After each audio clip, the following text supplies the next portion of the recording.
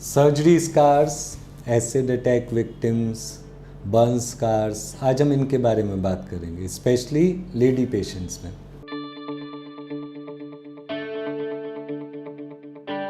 मैं doctor Arvind Poswal, doctor S clinic, Delhi, India से।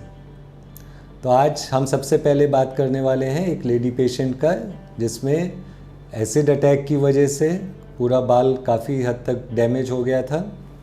अब इसी केस में जैसे ये देखेंगे आप, ये पूरा area, this actually spoils a persons life. अब जो भी लोग करते हैं ये चीज़ ठीक नहीं करते, अच्छी बात नहीं है। लोगों के क्वेश्चन होते हैं कई बार कि क्या बाल स्कार में उग जाएगा।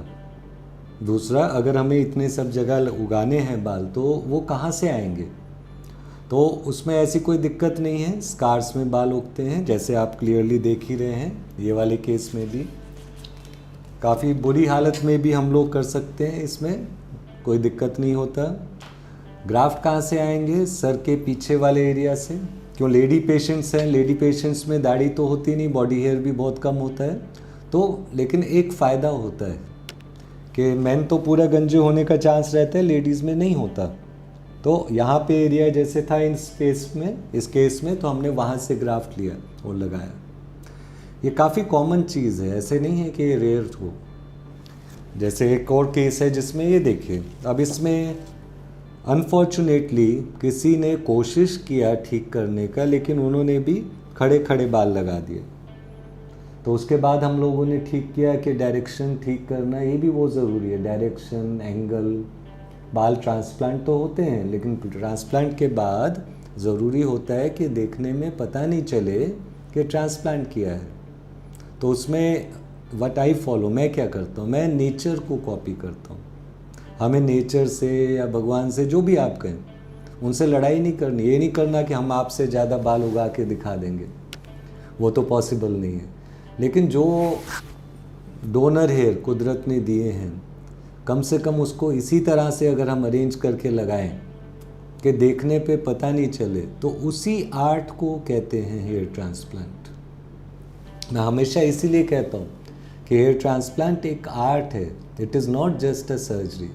सर्जरी में तो ठीक है, हमने वहाँ से बाल लिया, कैसे टेढ़ा मेढ़ा लगा दिया। मेरे पास इतने पेशेंट भी आते हैं, पूछते हैं कि क्या उस डॉक्टर को पता नहीं था, क्योंकि पेशेंट को खुद भी रियलाइज़ हो जाता है डायरेक्शन सही होना चाहिए था, डेंसिटी ज़्यादा होनी चाहिए थी। अब इस केस में आप देखो, अगर तो इसमें डेंसिटी रखना है, अगर डेंसिटी नहीं रखूँगा मैं, 1 सेंटीमीटर में 1-2 बाल लगा दूंगा और फिर बोलूँगा कि नहीं उसी से अच्छा लगे, तो ऐसा नहीं है। तो एक तो ग्राफ्ट सही जगह लगना चाहिए। स्कार टिश्यू में भी उगता है, चाहे वो एसिड अटैक से स्कार टिश्यू बना हो, चाहे बर्न से हो, चाहे सर्जरी से हो, उसमें बाल उगेगा और आराम से आप उस एरिया को कैमोफ्लेज कर सकते हो। अभी इसी में जैसे हम देखें तो कई बार सर्जरी के भी स्कार होते हैं, पुराना सर्जरी या बचपन का चोट या ऐसा कुछ लगा हुआ, तो उसमें भी ग्राफ्ट आते हैं। सिर्फ ये होना चाहिए ज़रूरी कि डोनर एरिया का डोनर हो, मतलब यहाँ पे हमारे डोनर हेयर होना चाहिए। और ज़्यादातर लोग जैसे बचपन में भी अगर कोई गिर जाता है बर्न, कोई गर्म बर्तन में या ऐसा कुछ, अनफॉर्चुनेट होता है, लेकिन मैंने देखा है ज़्यादातर यहीं पे होता है, गिरते हैं। तो एटलीस्ट थैंकफुली डोनर एरिया बच जाता है। ये करेंगे जब हम ट्रांसप्लांट, तो इसमें हम ग्राफ्ट्स लगाएंगे और उसके बाद करीब 8 से 10 महीना लगता है फुल ग्रोथ के लिए। तो अगर आपको कोई भी ऐसी दिक्कत हो, आप किसी को जानते हैं जो इसमें दिक्कत से गुजर रहे हैं, लेडीज़, बच्चे हैं, कोई भी, तो डू नॉट हेजिटेट, आप हमको कॉल कीजिए, कांटेक्ट कीजिए। हमारा ईमेल और फ़ोन नंबर है, हमारी वेबसाइट पे रिजल्ट्स देखिए। Thank you.